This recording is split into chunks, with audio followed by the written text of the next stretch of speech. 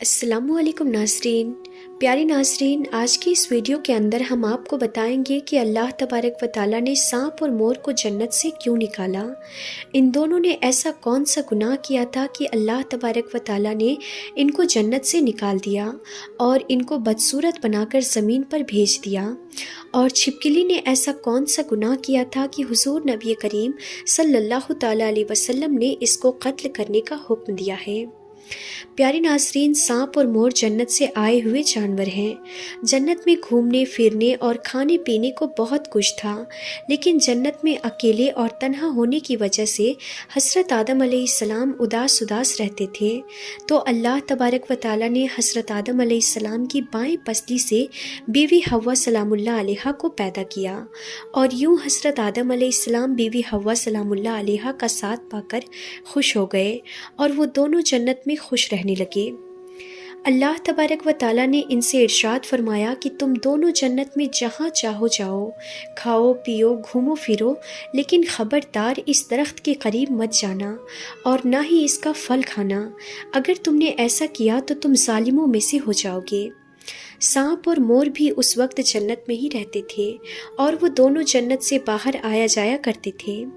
उस वक्त सांप के पैर भी होते थे और सांप के मुंह से अबरक की बहुत ही अच्छी खुशबू आती थी।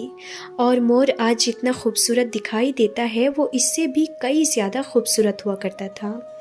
जब वो जन्नत में रहता था तब मोर के पाँव भी बहुत ही ज़्यादा खूबसूरत होते थे। एक दिन जब वो दोनों जन्नत से बाहर आए तो इनकी मुलाकात शैतान से हुई। शैतान ने इन दोनों से कहा कि मुझे भी अपने साथ जन्नत में ले चलो। तो उन दोनों ने जवाब दिया कि हमें अल्लाह तबारक व तआला का खौफ है और हम इस बात से डर रहे हैं कि तुम्हें अपने साथ जन्नत में ले जाते हुए हमें कोई देख ना ले, इसीलिए हम तुम्हें अपने साथ जन्नत में नहीं ले जा सकते। इस पर शैतान ने इन्हें अपनी दोस्ती का वास्ता दिया कि हम जन्नत में साथ रहते थे, मुझे भी जन्नत में ले चलो। मोर ना माना, लेकिन शैतान ने इनको हमेशा की ज़िंदगी के ख्वाब दिखाए, जिस पर सांप मान गया और सांप ने शैतान को ये सलाह दिया कि तुम मेरे मुंह में बैठ जाओ और मैं तुम्हें जन्नत में ले जाकर उगल दूंगा और इस तरह तुम्हें कोई देख नहीं सकेगा। बहरहाल नाजरीन, सांप ने शैतान को मुंह में बिठाकर जन्नत में ले जाकर उगल दिया। इस तरह शैतान दोबारा जन्नत में दाखिल होने में कामयाब हो गया। शैतान ने जन्नत में हज़रत आदम अलैहिस्सलाम की बीवी हव्वा सलामुल्लाह अलैहा से मुलाकात की और इनसे कहा कि मैं तुम्हारा हमदर्द हूँ, मैं तुम लोगों की भलाई चाहता हूँ, तुमने जन्नत में अभी तक उस फल को क्यों नहीं खाया। इस पर उन दोनों ने शैतान से कहा कि अल्लाह तबारक व तआला ने हमें इस दरख्त से दूर रहने और इसका फल खाने से मना किया है, इसीलिए हमने अभी तक इसको नहीं खाया और ना ही खाएंगे। जब हज़रत आदम अलैहिस्सलाम सो गए तो शैतान अम्मा हव्वा सलामुल्लाह अलैहा के पास आया और इन्हें बहकाने लगा कि अल्लाह तबारक व तआला ने तुम्हें फल खाने से इसलिए मना किया है कि कहीं वो फल खाने के बाद तुम ना मरने वालों में ना बन जाओ और हमेशा के लिए जन्नत में रहने लगो। हज़रत बीबी हव्वा सलामुल्लाह अलैहा ने शैतान के बहकावे में आकर इस दरख्त का फल खा लिया। हज़रत आदम अलैहिस्सलाम सोकर उठे तो बीबी हव्वा सलामुल्लाह अलैहा ने इन्हें भी इस दरख्त का फल खाने पर मजबूर किया और वो फल हज़रत आदम अलैहिस्सलाम को भी खिला दिया। जैसे ही इन दोनों ने इस दरख्त का फल खाया तो इनका जन्नत का लिबास उतर गया। तभी अल्लाह तबारक व तआला ने इन दोनों से कहा कि मैंने तुम्हें इस दरख्त के पास जाने से और इसका फल खाने से मना नहीं किया था, लेकिन तुम दोनों ने मेरी बात ना मानकर और इस दरख्त का फल खाकर अपनी जान पर जुल्म किया है। तभी हज़रत आदम अलैहिस्सलाम और बीवी हव्वा सलामुल्लाह अलैहा को अपनी गलती का एहसास हुआ और उन्होंने अल्लाह तबारक व तआला से माफ़ी मांगी। अल्लाह तबारक व तआला ने इन्हें माफ़ फरमा दिया और इन दोनों को जन्नत से निकाल कर ज़मीन पर नासिल फरमा दिया और फरमाया कि ज़मीन पर एक ख़ास वक्त तक तुम्हारा ठिकाना है और तुम ज़मीन पर ही रहोगे। اللہ تبارک و تعالیٰ نے شیطان کو جنت میں لے کر آنے پر مور کی خوبصورتی چھین لی، اور جن پیروں سے وہ شیطان کو جنت میں لے کر آیا تھا انہیں بدصورت بنا دیا، اور جس سانپ نے مور کو شیطان کی مدد کا مشورہ دیا تھا، اللہ تبارک و تعالیٰ نے اس کے منہ سے ابرک کی خوشبو چھین کر سانپ کے منہ میں زہر بھر دیا، اور سانپ کی ٹانگیں چھین کر مور اور سانپ کو جنت کی اس خوبصورت جگہ سے ہمیشہ ہمیشہ کے لیے نکال دیا۔ پیارے ناظرین، اب بات کرتے ہیں چھپکلی کے بارے میں۔ چھپکلی ایک رینگنے والا جانور ہے جو ہمارے گھروں میں زیادہ تر پایا جاتا ہے۔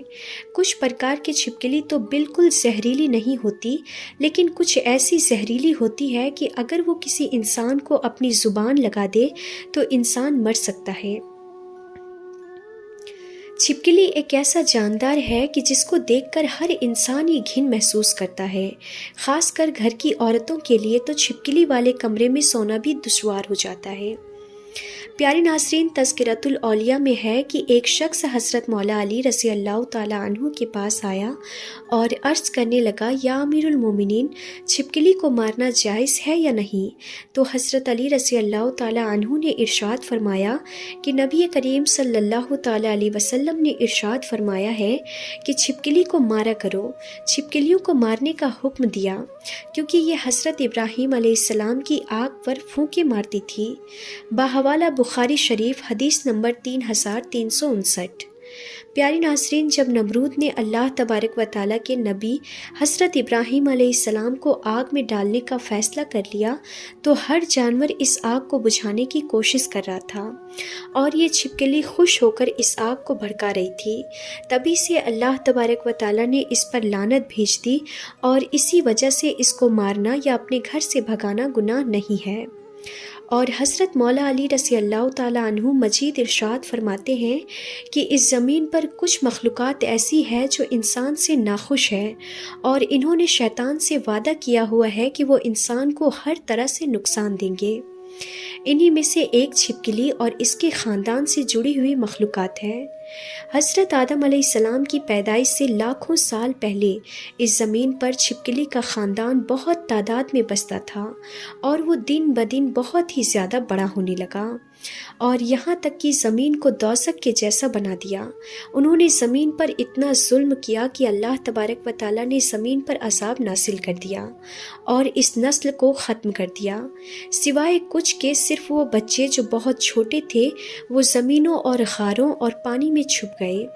جیسے جیسے وقت گزرتا رہا تو وہ بغض اور حسد اپنے وجود میں بے انتہا رکھتے رہے، یہاں تک کہ حضرت آدم علیہ السلام کا زمانہ آ پہنچا تو شیطان نے اس خلقت کے وجود میں یہ بات ڈال دی کہ تمہاری نسل کو حضرت آدم علیہ السلام کے لیے ختم کر دیا گیا ہے۔ تبھی سے اس نسل کی مخلوقات انسان سے نفرت کرتی ہے اور کوشش کرتی ہے کہ انسان کو نقصان پہنچایا جائے۔ چنانچہ حضور نبی کریم صلی اللہ تعالیٰ علیہ وسلم کی بہت سے حدیث میں چھپکلی کو مارنے کا حکم ہے۔ ایک موقع پر حضور نبی کریم صلی اللہ تعالیٰ علیہ وسلم نے ارشاد فرمایا، جو شخص کسی چھپکلی اور گرگٹ کو پہلی چوٹ میں مار ڈالے اس کے لیے 100 نیکیاں لکھ دی جاتی ہے، دوسری چوٹ سے مارنے پر اس سے کم، اور تیسری چوٹ سے مارنے پر اس سے بھی کم۔